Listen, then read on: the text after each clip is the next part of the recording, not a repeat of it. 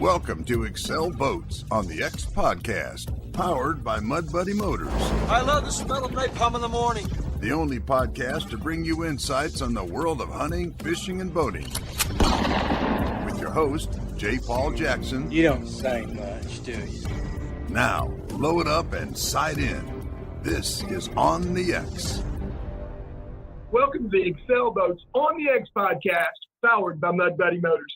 J. Paul Jackson here is your host this week, along with my co-host, National Sales Director for Excel Boats, and good friend Dave Reynolds, coming to us from West Jordan, Utah. And also today, Dave and I have a very, very special guest. We're actually recording this today at Neil's Barbecue in Dyersburg, Tennessee, and I have the owner, the master chef of Neil's himself, Mr. Neil Henry, here with us as our special guest today. I don't know about all that, Jake. Oh, I'm just an old cook, just an old barbecue boy, but I'm going to see if I can't help you out today. Man, well, we're glad to have you. We're going to talk some cooking here in just a little bit, but first, it's been a few weeks since we did this. Dave, what's been going on, brother? Beautiful spring day here in Utah. Things are greening up. It's getting warm, and it's snowing in the mountains. 8 inches of snow at Snowbird. In fact, it's powder day today. Unreal, middle of May. Just keeps on coming. Wow. When I called you the other day and you and Jack were on your way out to the mountain, I thought, how cool is that? It's almost mid-May, and you're still skiing in the mountains. But what's the temperature there in West Jordan at the office today outside Salt Lake City? The elevation difference, we're about 4,000 feet. The base of the ski area is about 9 or so. So we're about, 5,000 feet in elevation difference. And that makes a big difference, the 5,000 feet. So snow levels, obviously this time of the year, a little lower. I mean, I could look up at the mountains. I could see snow at about, 7,500 feet or so is where it, probably the snow line. Lower than that, it rains, and higher than that, as long as it's cold enough, it snows. I think they had rain a few days ago, but they got snow, and now with this new snow, they're projecting July 4th closing. You're kidding. So, no, they just, they announced last weekend that if they got just a little more snow, they could push it till July, and they got it. So, pretty crazy. That is unbelievable. That means, though, is a lot of water, which we need in Utah. We're still sort of recovering from a drought, mm-hmm. and we will not have a shortage of water this fall in the marshes, which is great news. The last high water year we had was, probably 7-8 years ago, and that was just phenomenal hunting. That was probably the best year in the last 7-8 years. So. More water equates to more ducks. So the more snow, the more ducks. So it's a win-win. That depends on your perspective. If you want some water, I guarantee you, we got plenty here. We will gladly give you. You bet, J. Paul. It's just the water's been unbelievable this year so far, and ever since early fall and through the winter and now into the spring, we've kept a backwater on the Mississippi River the whole time. Thank goodness we're in the right business, boat business. Absolutely. We're going to need one. Yeah. We're going to need an XL boat. It really has been great for business. But boy, it made duck hunting tough. And, I don't think it's affecting the fishing nearly as much as it did our duck hunting. The problem with us, was just the opposite of what you had out there. You guys had drought and, you haven't had the bird numbers when you got on them. They're concentrated, but they just, it's changed their pattern a little bit. Here during duck season, we had so incredibly much water. They were so dispersed. And now we're coming into spring. And, Neil and I, before we started recording, we were just talking a while ago, and he was telling me that he looked the other day, and what you tell me, we're over a foot, 12 inches? 12 inches above normal on rainfall. Wow. And it's only the 10th of May. Unbelievable the amount of, and we got 1.5 inches last night at my house. It's unreal. I guarantee you there are a lot of people here, Dave, that would be more than happy to provide you with all the water you want. Maybe people will be trading in their cars for boats. We'll take a trade-in, a car for a boat. Absolutely. That sounds good to me. Yeah. Hey, we'll get rid of them any way we can, right, brother?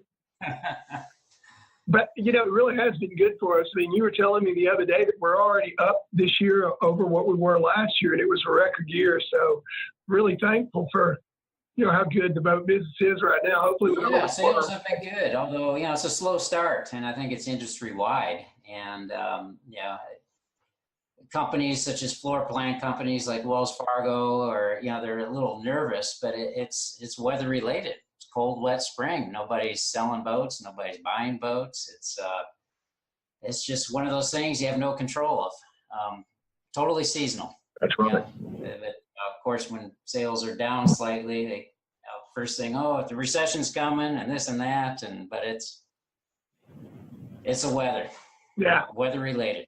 But we're still doing well, and our dealers, nice weather the last few weeks have really improved upon the turnover with dealers, and they're selling a lot of boats now. Yeah, and we've got it really. We had a long winter, it seemed like, and today, I mean, it's a little bit unseasonably cool. I think it was 69 on my truck when I pulled up in the parking lot, but we had 87 yesterday, so we're knocking on 90 store. Oh yeah. And Tuesday morning, for catch and release for our live series that Jeremy and I do every Tuesday, I actually really early went over to Reelfoot to do a little bit of scouting around because I thought we were going to record that afternoon, and then he had to go out of town on business for the Bass Pro Cabela's King Cat Tournament Trail. But I was really pleased to see the number of boats out on the lake, and then yesterday afternoon about 5 o'clock, I got a text from Randall Morris at Abernathy. He's one of their salespeople, telling me that he was out on the lake over on the shoreline where I'd scouted Tuesday morning, and he'd been on the water for about 45 minutes. And they already had 30 big red air in the ice box. So nice. The fishing's really coming on strong here, and that's a really good segue, I guess, to bring in why we decided we'd come today with Neil. For those of you that are regular listeners, we try to hit different topics all along and try to stay relevant. And with fishing season coming in, we thought we wanted to maybe talk to an expert in preparing fish in a number of different ways. Now, Neil is going to try, Dave, to be really humble here, but let me tell you, his restaurant is Neil's Barbecue, but he is known throughout the entire Mid-South, the United States, as a unbelievable fish cooker. As a matter of fact, I popped up at events, 50, 100, 150, 200 miles away from Dyersburg to find Neil catering them. And it's never with barbecue. Whenever we show, I mean, you did a fish fry last week. Yeah. I did. Well, actually, I did two last week. And I did one yesterday. I went over here to the retirement home. Got a bunch of little old ladies over there. I just love them. They love me, and I fried fish for them. So we had a big time over there with them. So, yeah. But fish is always prominent on your menu here too. Yeah, we do. We've kept a fish plate on here. Well, maybe not since day one, but close. But we always have kept, try to keep the fish in house. So. Yeah, when you were in the old. So actually, before I go in that, I'll give you a little backstory. So Dave. Neil Kay, he's a native of this West Tennessee Mid-South area, just like I am. And he came to Dyersburg in 1987, man, 32 years ago. You believe it? It doesn't seem like it's been that long. And he set up a little barbecue restaurant in what had been a Waffle House restaurant, complete with the breakfast bar, not bar like food out, but where you sit down and order like at a diner. And what did it say, about 74 people? That's exactly what it said. It said 74 people. I can remember the sign on the wall. Because a lot of times it would be capacity. I mean, it was a big hit right off. But one of the things, Dave, that I always loved and still love to this day, as a matter of fact, I wish we were in the main dining hall where you could see, but when you walked in Neil's, he's a hunter, he's a fisherman. There are white-tailed deer mounts, duck, boar, bear, elk, you name it. He had it on the walls there. And so I'd come back home to Dyersburg in 90 to stay, but 88 and 89, I was in here a lot. And I'd go in Neil's every chance I got where we could talk about hunting and fishing. And then what year did you move here? I moved over here in 94. And this is about 3 times as big as your Waffle House location, isn't it? Yeah. Every bit of 3 times. Yeah. With the banquet room that we're in today. And right. That's right. Yeah. And that's when fish went on the menu, I guess. It is. It is when we moved over here in 94. That's when we put it on the menu. And it's been a hit ever since. So And one of my older customers, I named the plate after him because he loved it so much. So we call it Mr. Charlie's Catfish. So. But now you do a lot of other different things around the community, particularly when you're going out and doing events for folks. I mean, you do wild game stuff and wild caught fish all the time. All the time, yes. You provide your fish, I'll come cook it and provide all the sides for you. So, but, you know, I do a lot of that. Well, Dave and I, we both really, really like to eat. So we thought it'd be good to talk to you today and, you know, hear about some of your recipes, and you give us some tips along the way for preparing your catch, preserving it, you know, what you do when you go fishing if you're not going to eat it fresh, and those kind of things. You know, when we start talking about frying fish, it's an international type thing. Mm-hmm. I mean, like, we fry fish all over the world. But when you get into the United States, I think it's really regional. Mm-hmm. You know, where it's kind of like barbecue. Mm-hmm. And, you know, it's barbecues are different in different parts of the country, and what they call barbecue in the north is not what barbecue is in the south. So, but, you know, and it's the same way with frying fish. Some use flour, some, you know, down south, everybody likes to use a little cornmeal. I like a little of both. So I go at 2/3, 1/3, you know, and I'm not afraid to put any spices or anything in my flour mixture. So, so if you go 2/3, 1/3, 2/3 cornmeal, 1/3 flour. Hey, absolutely. And I like to use yellow corn flour, not white flour. I use yellow corn flour. But now we're going to talk about herbs. So with, you know, West Tennessee is different from the Delta in Mississippi or down in South Louisiana when you start putting different herbs and spices into your mixture. So, and I'm just a salt, pepper, cayenne, garlic powder, onion powder. That's about me right there, you know, and just get a good mixture of everything where you can taste everything. So, but that's the way I normally do it. But, you know, again, when you're frying fish, that's just, it's so regional. We're going to get into some specifics here in a second. Dave, you mentioned barbecue and all around the country. Do you have barbecue joints in Salt Lake City? What's barbecue? What's barbecue? I told you. So, There are a few, few and far between. There's a few good ones, but no, barbecue, we're out of the region of barbecue here out west. You know, there's a few barbecues that are popular. There's one that specializes in the dry rub, you know, Memphis style dry rub. Pat's Barbecue in Salt Lake. There's nothing around here in South Jordan. We tried one close to here, and we went there once, and that was the last time. So pork is not very prevalent out there, but not connoisseurs out here. What about fried catfish? No, in fact, that's my boy's favorite dish. You know, my parents lived in Tennessee for a while, and he'll never forget his birthday dinner. We went out, and he ordered catfish, and he got a whole catfish, and he ate every little bit of that fish. He was probably 4 years old. And now every year on his birthday, you know, Jack, what do you want for your birthday dinner? Catfish. So there's one place we go for catfish. It's they also serve crawfish, you know, shrimp, crawfish boil, and it's probably about the only place in Salt Lake. Well, there's a Cracker Barrel here. You could probably get catfish there, but no, catfish is hard to find around here too. But I love it. So, you know, fish is not a big, you know, we're landlocked here, so I mean we get some fresh fish from the coast, some salmon, and but as far as freshwater fish, I mean you might find trout on the menu occasionally, but no, you won't see catfish or, you know, warm water fish. I mean, I'm from Michigan, and you know, we go up in northern Michigan, and on the menu you see walleye or perch, and you know, I miss that. I bet that walleye is hard to beat, isn't it? It is. I mean, what in your opinion, what do you think? What's the best warm water? Oh wow! I'm gonna have to put walleye right in there in the top 3 or so, and you know, around here, crappie and dang, J. Paul, what would you think?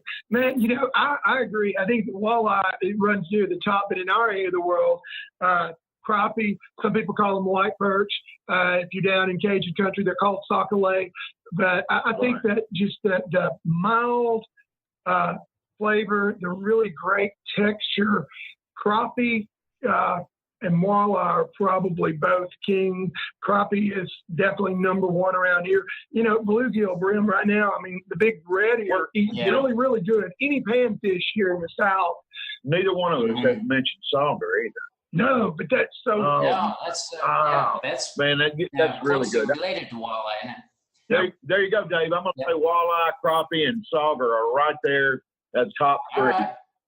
Yeah. I wasn't too far off. I'd like yellow perch too. That's up there. We really don't get yellow perch down here. I mean, they're sunfish, just like our brim and our bluegill. So they're both very similar. We're going to talk about, since we've got some time here, about preparations on 2 or 3 different species. So why don't we? I want to interrupt real quickly though, J. Paul. Right after that would probably be carp. Carp would be my 5th. You're kidding, right? No, actually, when I grew up in Michigan, I used to fish out of this crystal clear stream, and I used to catch carp, and we'd cook them, and firm flesh. I mean, they were good, but the key component was it was a clear, stream, Right. and a lot of bow fishermen out there going through a lot of pounds of carp this time of the year. So Yeah, down here. No, you don't have any recipes for carp. I don't have one. I promise you. Okay. That's good. Yeah, you probably wouldn't serve that at your, you wouldn't get much of a request for that at your restaurant anyways. No, sir, not at all. I tell you this, if you could find a way to prepare Asian carp and make it taste good, though.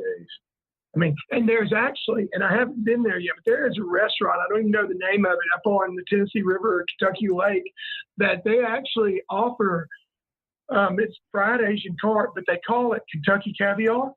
Really? And I hear it's very, very good. Well, I've eaten some. Mike Hayes up the lake, he sent me some one day, and it was fantastic, really. Really? It really was. I was really surprised. Wow. I used to go to a place at Lake of the Ozarks that served fried carp lips. But they really weren't carp lips.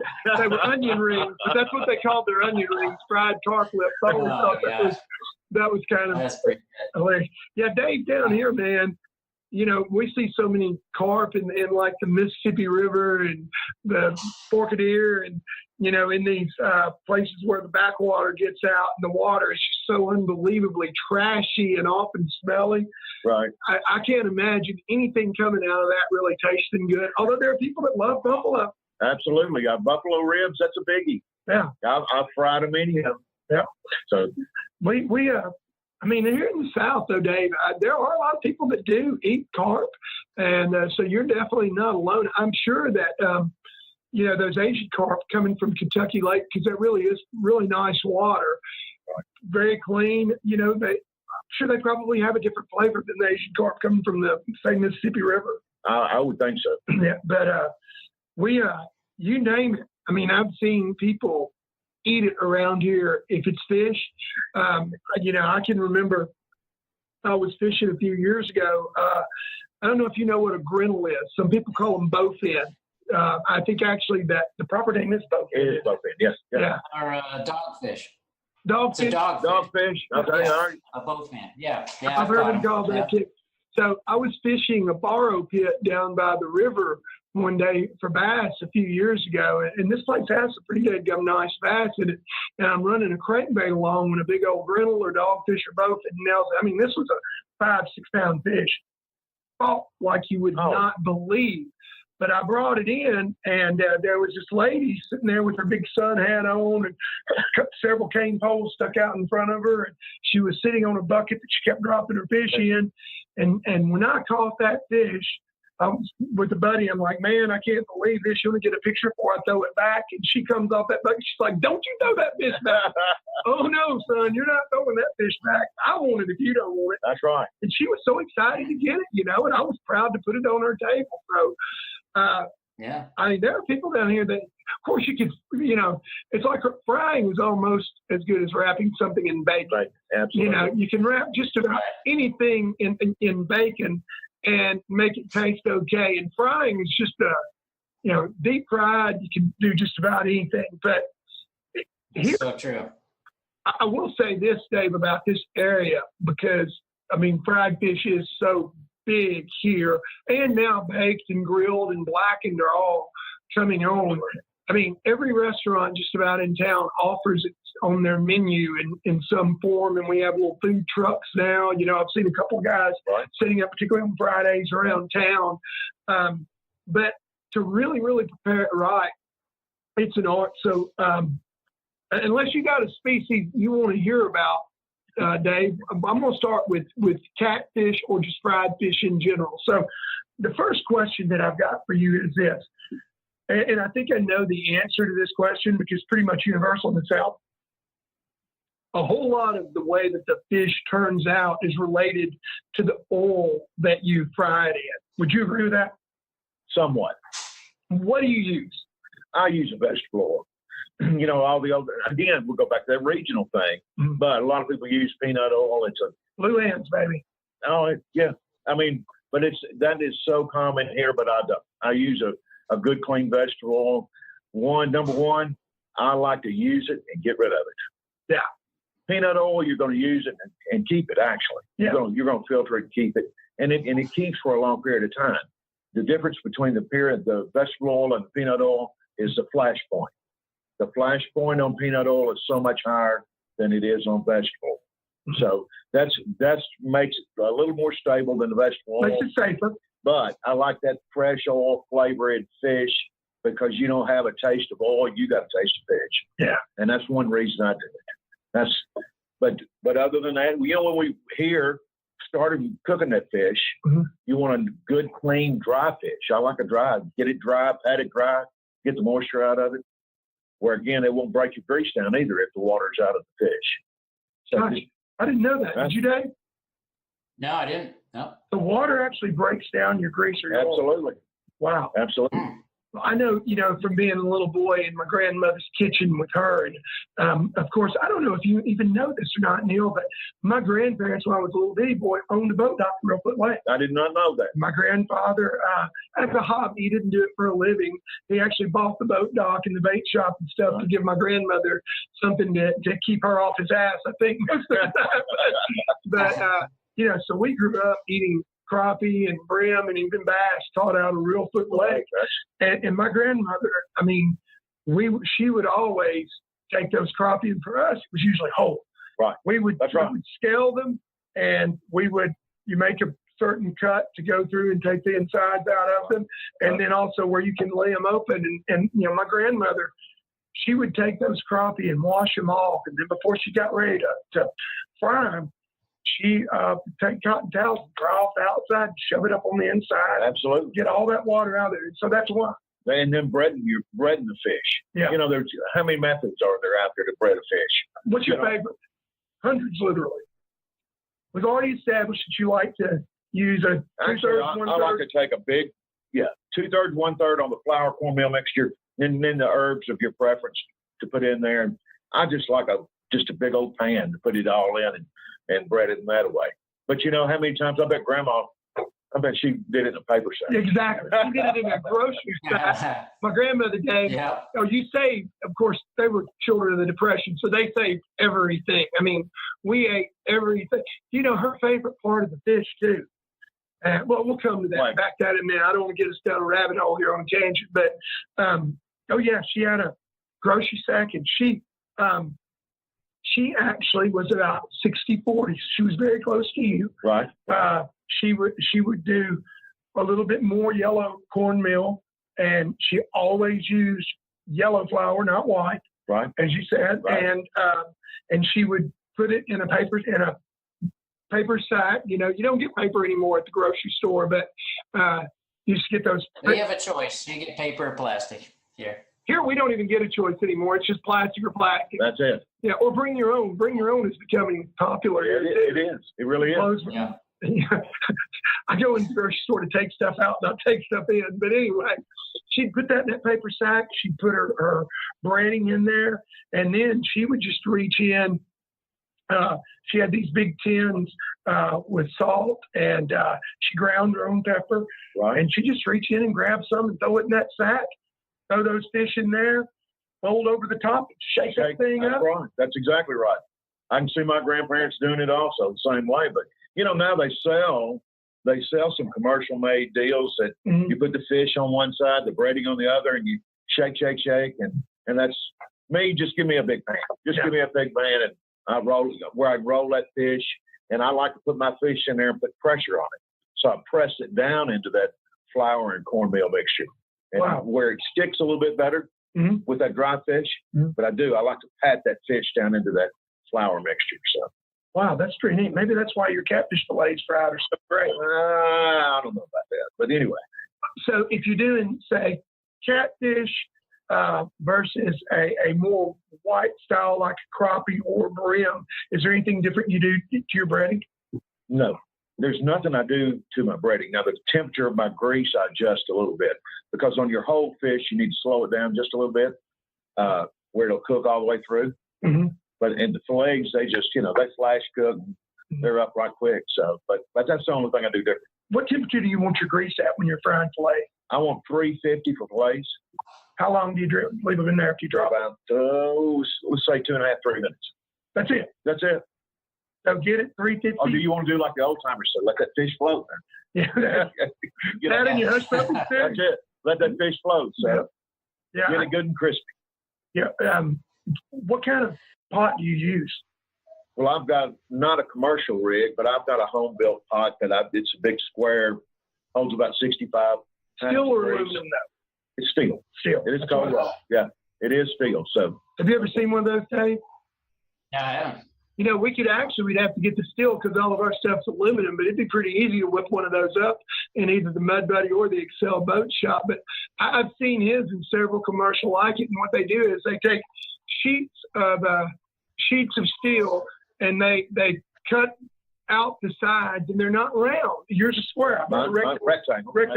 Right. They cut out the sheets and then they weld them together, and so it looks like a box without a lid, but sometimes they even make lids for them. Right. I don't have lids for mine, but they do make them.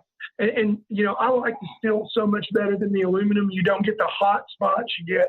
Once that steel gets hot, it's hot all over it. You don't get a hot spot like you said with aluminum. Yeah, I personally, because I like that. I do mine. I've got 2 or 3 big cast iron. Actually, they're like Dutch ovens without lids. A couple of them do have lids, and that's what I like to fry my fish in better than a pan. That Dutch oven is deeper. It heats evenly. Got that good, even heat. That's exactly what I was going to say. Yeah. How about you, Dave? What do you fry? Or do you? Do you? In a frying pan. Frying pan. That's what you put those trout in. I use like cornmeal breading and salt and pepper, and I like spices too. So I'll put some cayenne or some what is that seasoning that's pretty popular? Paprika? No, it'll come to me in a second. But, is it a commercial seasoning or just a certain herb? Pardon? Commercial seasoning, or is it just certain herbs? It's a commercial seasoning. Use an Old Bay type seasoning or a... Yeah, sort of like an Old Bay. Yeah, I've used Old Bay before. Yeah. Emerald essence, it works well. Yeah, and just season them up good and butter in a frying pan and throw them on there and cook them up real quick. Like I said, a few minutes. But I'm not cooking for big parties, just a family. So a frying pan is usually enough. They cook so quick; it's easy to keep them warm. Fry them up and put them aside, and then get to them. One thing you didn't talk about, J. Paul, is sides. Well, we're going to get there. We're going to get there. We're going to get there in just a second. Commercial butt rub, that's the name of it. Butt rub. Butt rub? Butt rub, yeah. Sounds interesting. Popular. I buy it whenever I go to Tennessee and visit my parents around Crossville. So maybe it's a regional thing. Butt rub. Yeah. Actually, no, I know it. Everything's a little better with butt rub, Yeah, my favorite of the commercials, and I like to make my own. Probably my favorite of the commercials is Chef Paul Prudhomme's Seafood Magic, and it's good I use it in etouffee, I use it in gumbo, I use it a lot of times in my fish fry when I'm making my 60-40 like Grandma taught me. Right. I use it, and then I like to fry when I can get them, when I can catch them. I prefer whole fried crappie.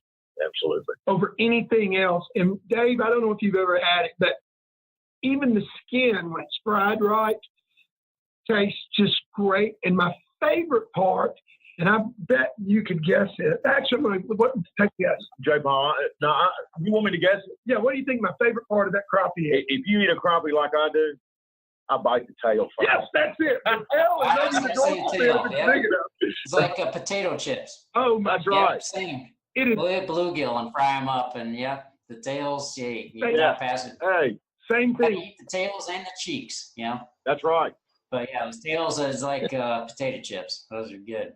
That is my favorite part. My grandmother, I can remember she would always, when I was a kid, because if they're fried properly, that tail will just pull right away from the meat and the backbone. She'd pull her tail off and drop it over on my plate where I could crunch on the end of that.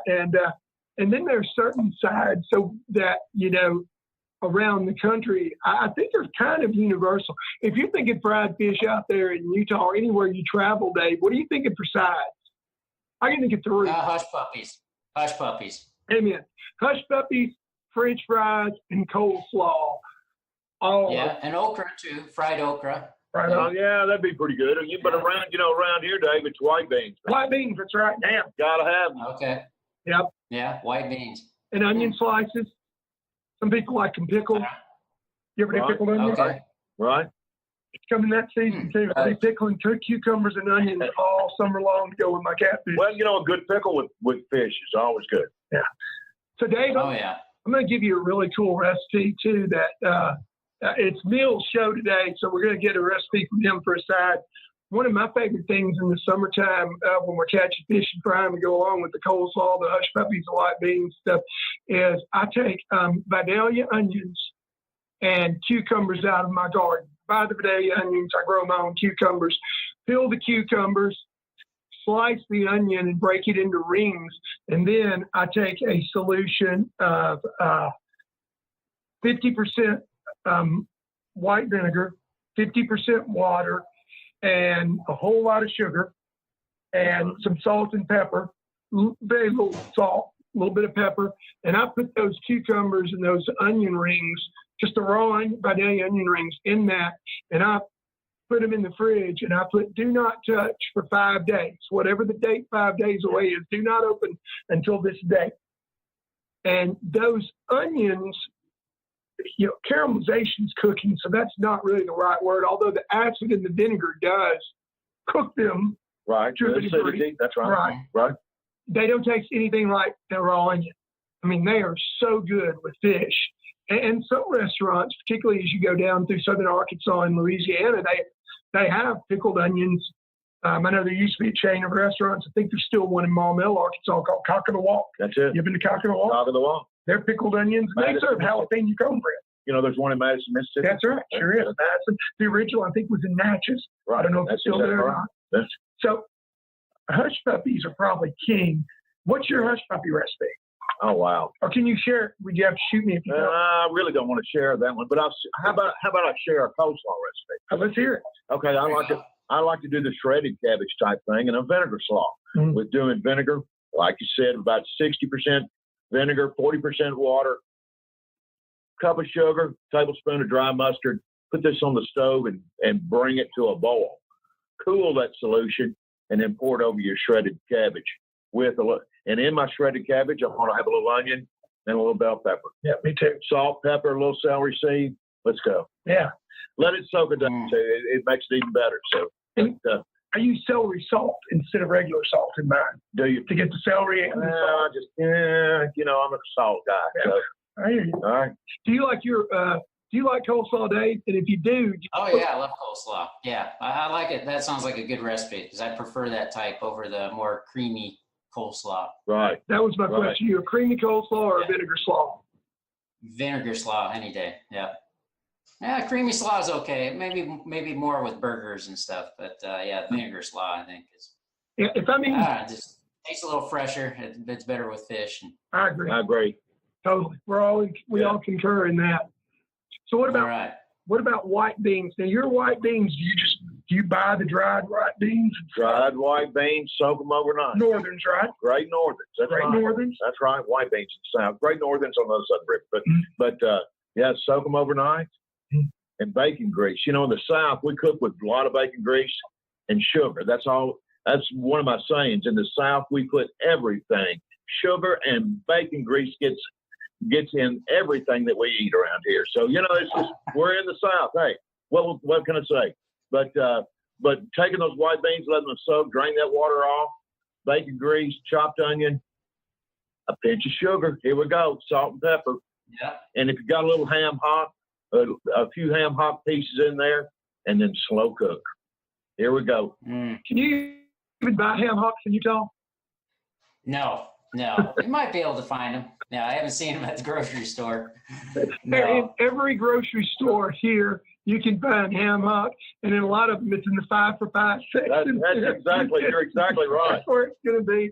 But my son-in-law tonight, I'm actually cooking fish at the house. Really? And he likes everything a little bit spicy, and he prefers greens with his fried fish than coleslaw. Well, the restaurant you were just talking about, Jake Paul, I mean, that's one of their specialties. Sure. With the catfish is turnip greens. And of course, we're here in the South, so turnip greens, it can go right there with those white beans, But again, that's, hey, bacon grease and sugar, baby. Well, that's it. So tonight, I'll buy bags because I hate having to wash them. I like it already washed. Okay. There's a lot of washing. Yeah, it is a lot of washing, but they're so much better, though, Jake Paul. And just get that fresh green. No, fresh. I'm not talking frozen. I mean, I love the boys at Pick Sweet down the road. No, I'm not talking frozen. You're going to get fresh greens, the pre-washed fresh greens. All right, there we go. Yeah, I'll get about 3 or 4 bags tonight, and I've got a huge stainless steel pot, and I'll bring some water to a boil, and I'll take a big spoon, and I keep bacon grease in coffee containers. I probably got 5 of them with bacon grease. So we always save the bacon grease in the fridge, and I'll take a big old spoon, and I'll take a huge chunk of that bacon grease, and I'll throw in my boiling water, and then when it gets to a boil, I'll throw those greens in there, and I will reduce it to a simmer, and I'll leave them in that covered for about half an hour, and then I was recently had a buddy that was in Alexandria and Lafayette, Louisiana. He brought me back some fresh andouille sausage, and I'll slice that up and throw that in there with them. That sounds good. Instead of some type of pork, and let that cook for about another half an hour, and then I'll drain off most of my water, and I'll add salt and pepper, and I'll just take a big spoonful of sugar and throw in there, and boom. But it's got to have bacon grease. It's got to have sugar. That's it. Salt and pepper. Yeah. Now my house will reek for the next 3 hours because nothing smells good about cooking turnip greens. I'm sorry. Absolutely. You're absolutely right. I can still remember walking in Grandma's house and smelling them greens cooking. How can something that smells so bad cooking tastes so good on the plate? Beats me, but it does. I mean, the only thing I can think of that smells really the worst thing in the world I've ever is when they're cooking chitlins. I just can't stand that, but I can't stand the taste of them either. No, sir, I'm not going there with you. Good deal. Listen, I'll eat about anything. I love rooster fries. I like mountain oysters. But, and those, by the way, mountain oysters are goat testes, rooster fries are chicken testes and fried. You like rooster fry, I bet. Absolutely. I cook. You cooking nut supper every now and then? Hey, I cooked bull nut supper out here the other night. And you didn't invite me? Damn. I didn't know you liked it. When you come to town, that's what we'll have to do for you, Dave. Have you ever had a nut supper? I have not had those. So where do you get those? You obviously don't go to the grocery store and buy those. Well, and they're really easy to get after the if you know a cattle farmer, after they calve, they'll come in and they will castrate their steers, and basically, I mean, I've watched them do it hundreds of times. They just take a really sharp knife and boom, and they'll have a bucket there that they're throwing those testes in. And where did those come from you cooked the other night? My house. How did you get them? I cut the steers. Exactly. You get them fresh. Hey, if you're cutting the steer, you're going to keep those. If you they don't grow back, do they? They don't. No, they do not. No. You the great thing about a podcast versus TV or just regular radio is we can talk about anything we dang well please. Absolutely. And Jeffrey, you've got to put that in this week's description, stay around to the end. So, all right, look, we're about to run out of time here, but before we go, I got two more things that I want to ask you about. And Dave, I'm going to give him a shot or two as well because I've been talking over him. I apologize, brother, although he's used to that crap. But the first question is, so you catch a bunch of fish, you're fixing to leave town, you're not going to be able to eat them all while they're fresh, you want to save them. What do you do? I mean, do you ever cook previously frozen fish? Yes. I do it all the time. Okay, so what do you do to make sure that they stay? Personally, this is just personal, Mm-hmm. I like adding that water to that freezer bag and freeze them in some kind of water. I think it protects that fish from getting freezer burnt while it's in the freezer, but I think it helps hold some of that flavor there too. Just seems like to me. What about you, J. Paul? I agree. Again, going back to my childhood, we would take gallon plastic Turner Dairy's ice cream, gallon ice cream containers in these plastic tubs, and we'd take those crappie and put them in that tub. And Mama, she would always make sure that she saved a little bit of room at the top when she put that lid on there, and then she would pierce a tiny hole in the top of that top.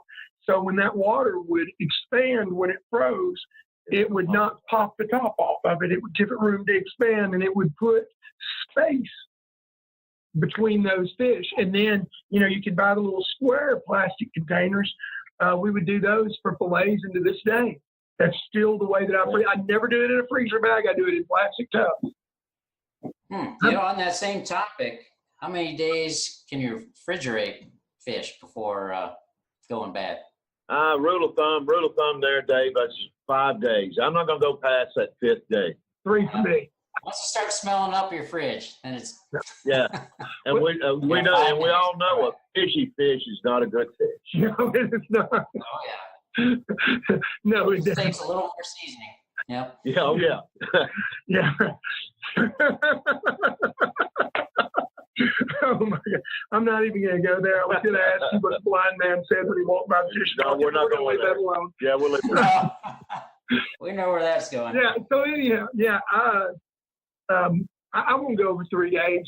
Yeah, and I keep my refrigerator. A couple of years ago, I bought one of these super high-end, big, professional series stainless steel refrigerators that you can control the temperature. I keep mine.